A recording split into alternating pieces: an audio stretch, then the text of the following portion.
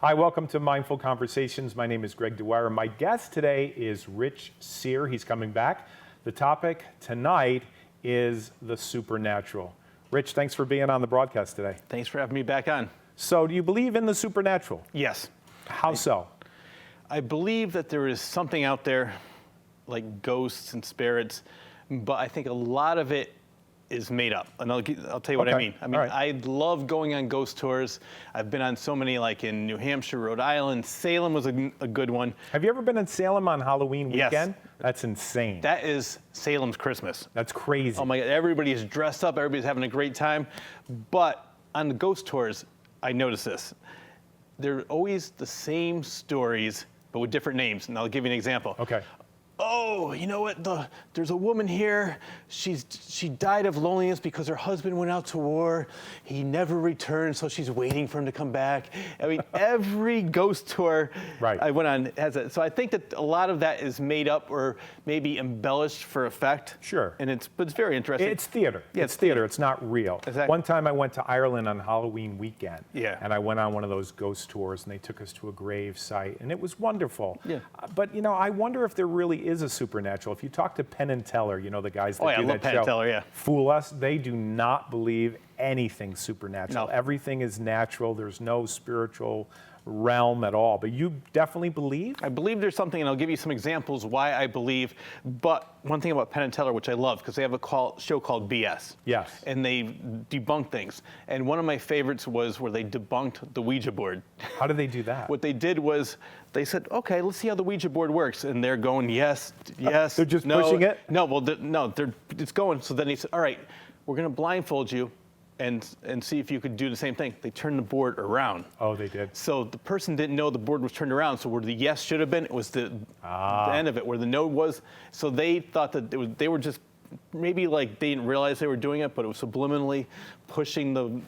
I think people push it with their hands without doing it. I've seen people talk about levitating tables the same way. Yeah. And so I don't know if it's supernatural. Whether it is or not, I don't know. I guess the jury's out on it. I do have a weird story about a Ouija board, though.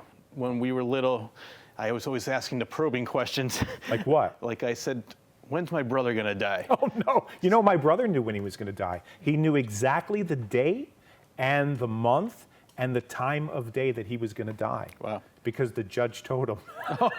But I'm kidding. I'm sorry. I figured you knew that joke. No, I didn't. I was wondering, where's he going with this? I just made that up. It's just a joke. It's not true. Okay, back to the Ouija board. This one is not made up. So I said, when's my brother going to die? And it said tomorrow. So we're laughing. Oh, my God. The next day, there was this big hole in the front yard, and we were playing. He fell in it, and it caved in up into his neck. He almost suffocated to death. Oh, I shouldn't be laughing. That's no, I laughed. Is your brother still alive? Yes. Okay. So, but the funny thing is, like, so after I'm like, put that thing away. Yeah, my mother hated it. We could not have a Ouija board. When I was a kid, I was involved in magic as far as like tricks, and I had this table that was cardboard, and you opened it up. It was the kit, but on the front, it had a picture of the devil, and it was just a cartoon. It wasn't really like satanic, but it was the devil. And so one day I come home from school, like 8th grade, my mother took a magic marker and just took the devil out because she hated it. Really? She wanted nothing to do with Ouija boards or magic or the devil or anything like that. So I guess, I mean, for me, like we can get into this whole thing about organized religion. I believe there's things out there, but I think organized religion is created by man to create order. That's another Yeah, whole but wait a thing. minute. No. Organized religion, don't you think if there wasn't such a thing, people wouldn't know what time to show up? No, well, that's Because what I'm 9 saying. o'clock service, 11 o'clock service? That's what I said. It's created there for order. But I do believe that there are, there's something out there. And the same thing with ghosts. I believe that, there's a lot of these, because let's get into everything. UFOs.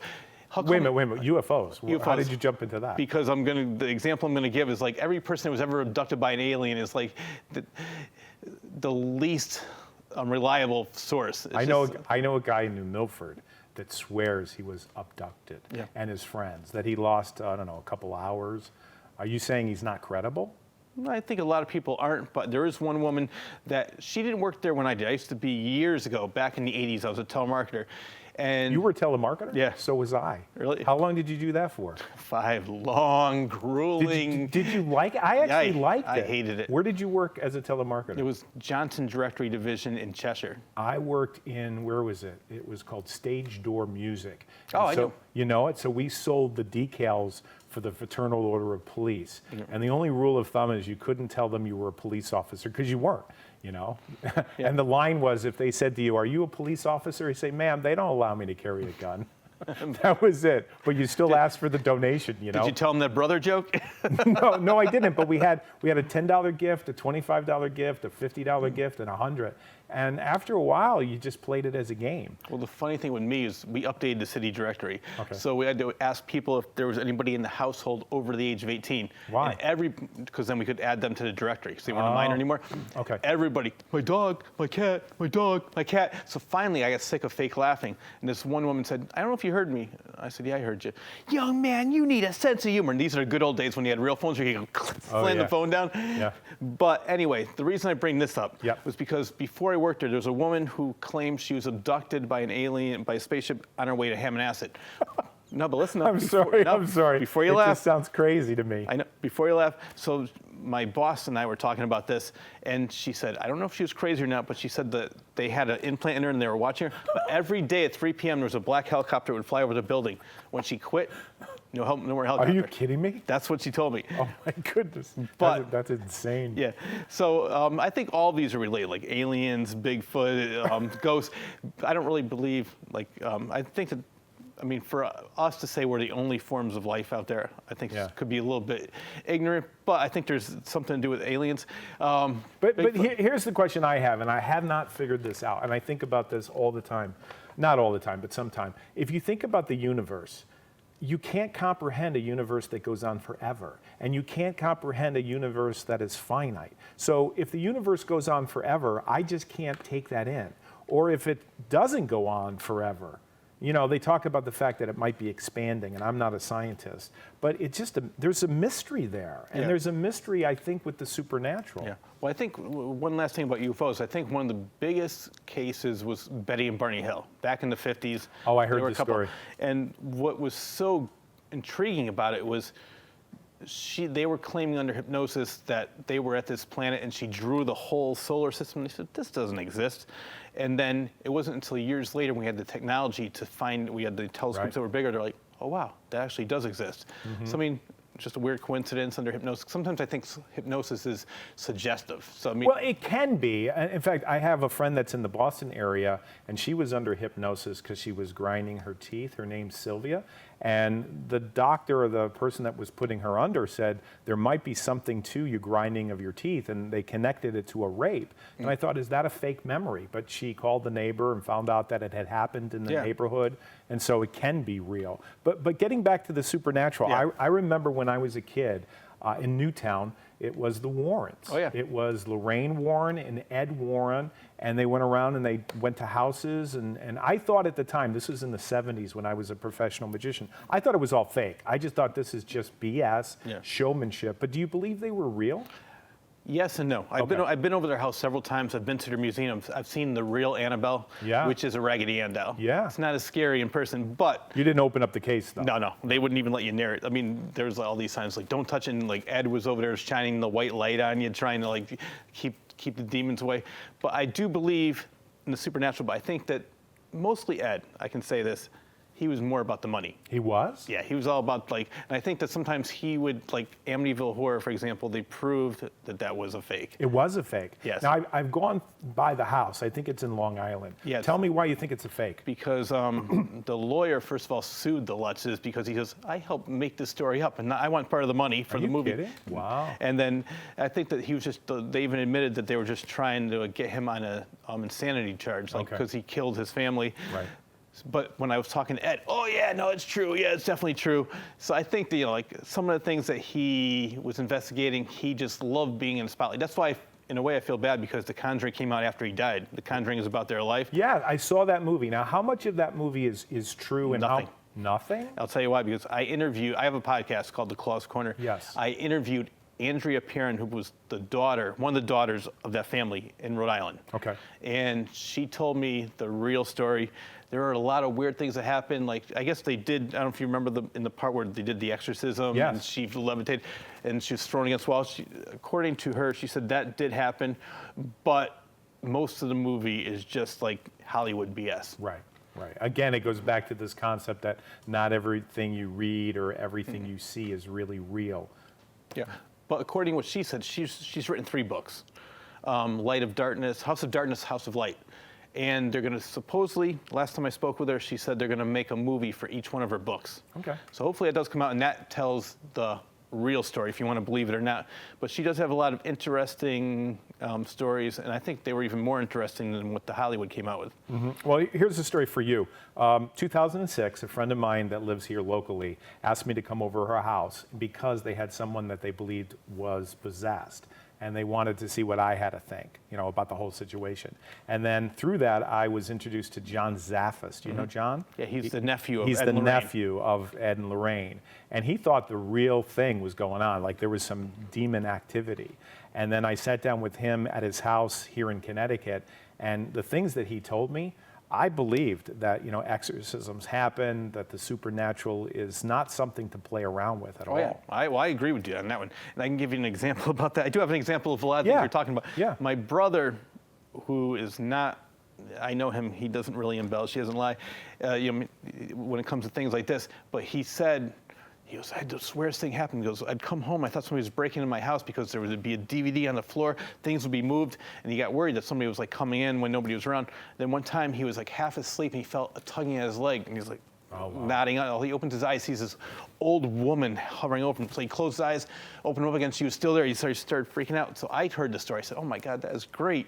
Oh yeah, you say that now. I said, all right, so I'm telling people, do not do this at home, because I was just being, sort of a punk. I'm like, oh, come on, you're real bad. You think why don't you mess with me? Oh, you real said that out loud? Yeah, I said, why don't you mess with my brother? Why can't you do something? And so he's like, please shut up. I'm like, oh no, I want to see what she looks like. She's real tough with you. All of a sudden, right when I kept on doing that, the stereo went from 3 to 10. I'm like, okay, maybe somebody's here. Wow. So, and I've had other issues because I'm John Edwards.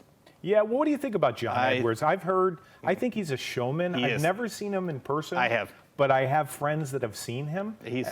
No, not the real thing. I don't think. And the other thing, too, is I hear a lot of it is editing. Like, Yes. you can do a 3-hour show. Like, we're doing live to tape. In other words, what we're doing is what we're doing. We're not editing any of this. But they would do, like, 3 hours, and then they would only show 20 minutes of all the hits. Yeah, well, I saw him in Cromwell years ago during the height when he was doing the show called Crossing Over. It was when it was on Sci-Fi before ABC. So he was just, becoming the superstar. And they did a 3-hour, and I see this. No. Is it your father? No. I mean, and then every once in a while he'd get a hit. He is very good at fishing for information. Right. Like he'll say, I see a woman with my mother? Yes, it's your mother. Like he sort of like gets that, gets them to say everything that he wants to say. Right. So, and they don't even realize they're doing that. And actually, Penn and Teller did a great episode on that. I didn't see that. Was that on BS? Yes. Okay, what did they do? Oh my God. So they're having this one woman who said, I see this and I see that, and people are crying, oh my God, I got a chance to speak to my father, got a chance to speak to my brother.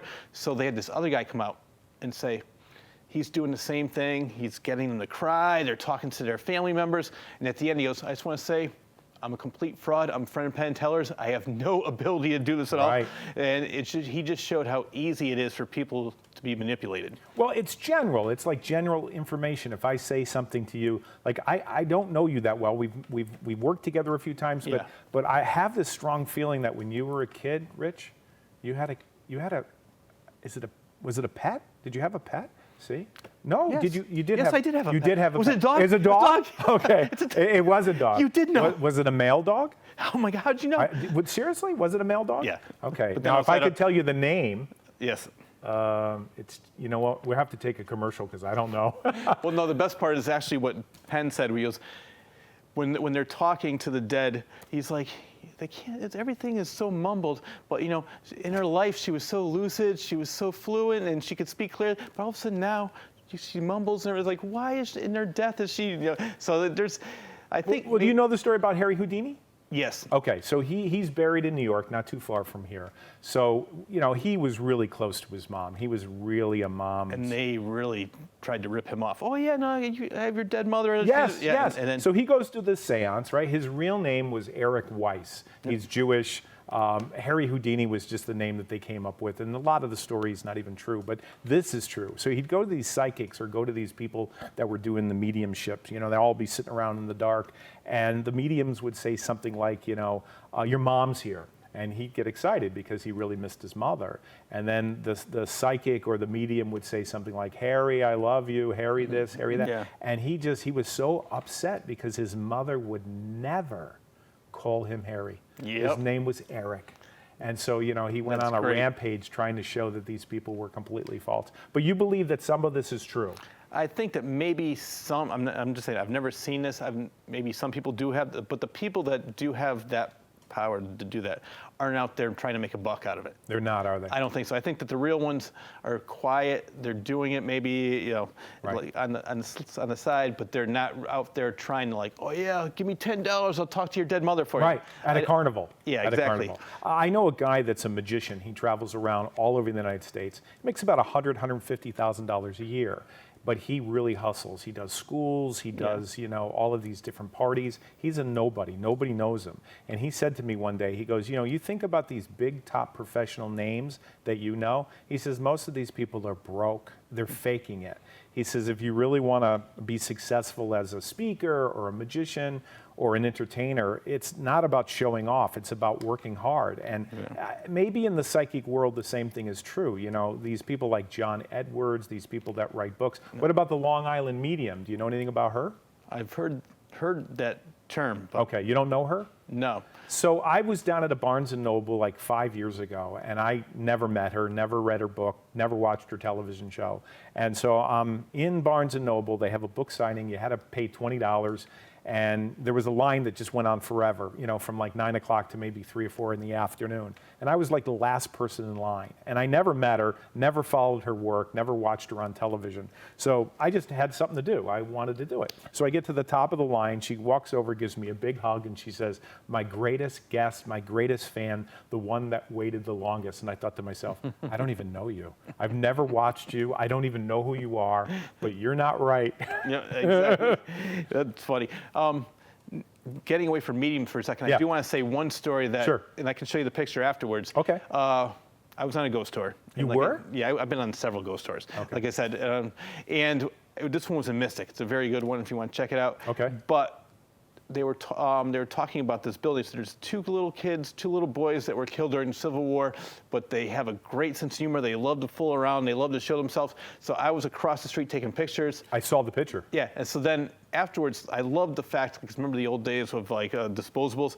I would have to wait and then I'd get it. I'm like, what is this? Luckily now with phones, you can zoom in. So I saw this little thing on the left side of the door. I saw and that. I said, I'm zooming in, and it's clear as day, it's two little boys. Right. And if it's real or if it's not real, but first to make sure that it wasn't a flash, I didn't have a flash anyway, but I took like 18 to 19 more pictures. I could never get anything. Again, just that one shot of the two little boys.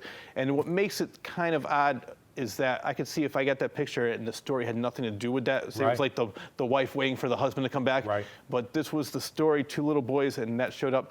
So, I mean, like I said, I think there's a lot of fakery out there, but also I think that there is something out there. So, I mean, I think there's more than just this. I don't think that like it's like a bug, you step on it and it's dead. Right. I think that our spirit does live on. Did you ever read or have you ever read A Road Less Traveled by Scott Peck? No. Is that okay? Famous book. His name was Scott Peck. He lived up here in Connecticut, died a couple years back.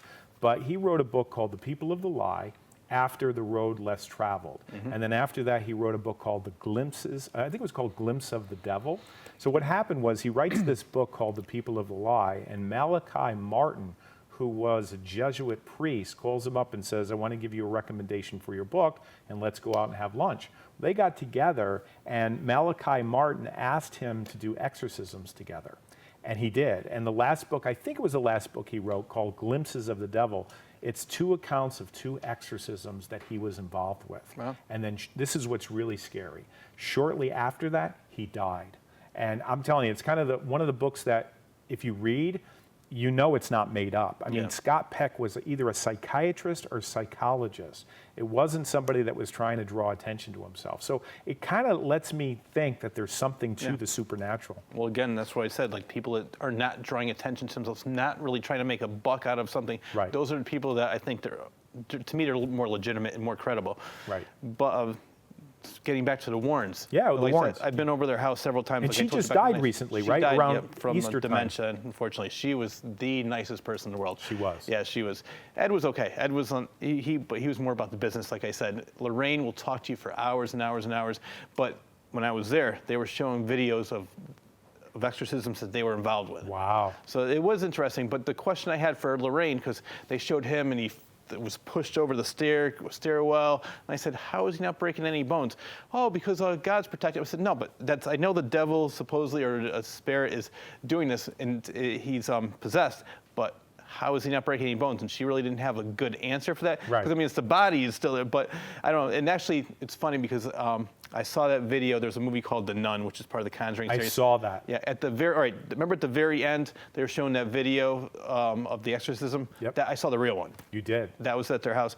Had nothing to do with the nun, I'll tell you that. Oh, it didn't? No. And that's why I thought it was funny that they tied that video to that, because I'm positive that was the video I saw. Right. Well, there's all of these spin-off movies, Yeah. and none of them, I mean, it's just about, again, making money. Yeah. It's not real. But I guess I would say to folks, don't play around with the supernatural. No.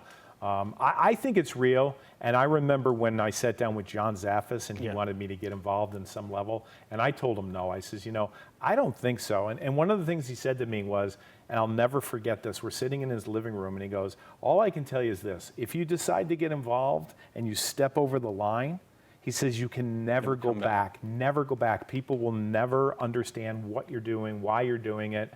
And I said no to him. It was Yeah. kind of weird.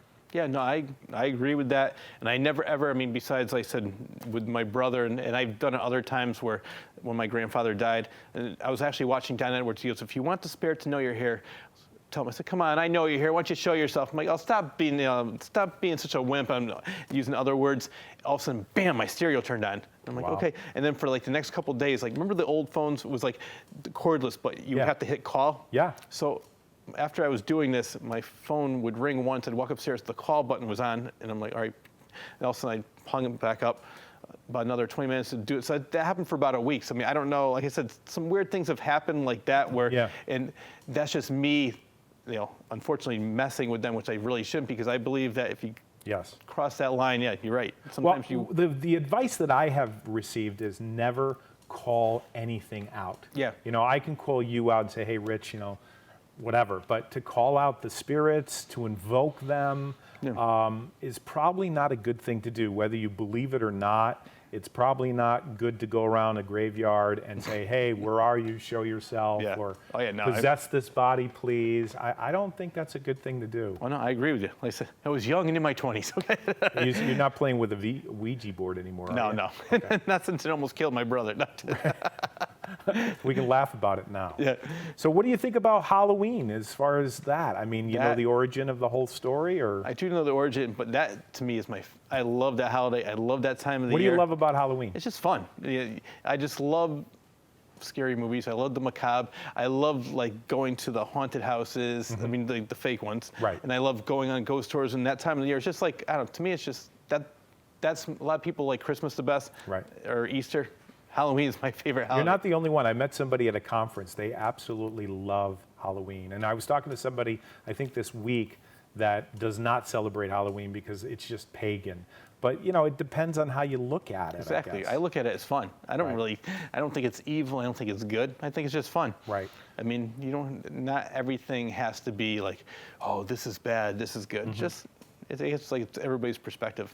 Well, one way to look at it is the pagan understanding is that October 31st is the end of the season. Yeah. And so November 1st is the beginning of winter. So in our world, December 21st is the beginning of winter? Yeah. But from a pagan point of view, it was November 1st. And a lot of times people didn't know if they were going to live through the winter. So it was a really scary thing. Yeah. So people didn't know if it was going to happen or not, And so they had all of these rituals and all of these traditions, and I guess it depends on what you believe about it. Yeah, so I'm not really a superstitious person. I do believe, like I said, I believe in it, but I'm not really like, I'm afraid of walking under a ladder. I'm afraid of a black cat crossing my path. Because I think really quickly is that like, we got to wrap it up. okay, well, so that'll be for the next episode. Next time. So thank you so much, Rich Cyr, and I appreciate you being on this television show, and we'll catch you next time on Mindful Conversations. Once again, thanks for having me. Thank you, man.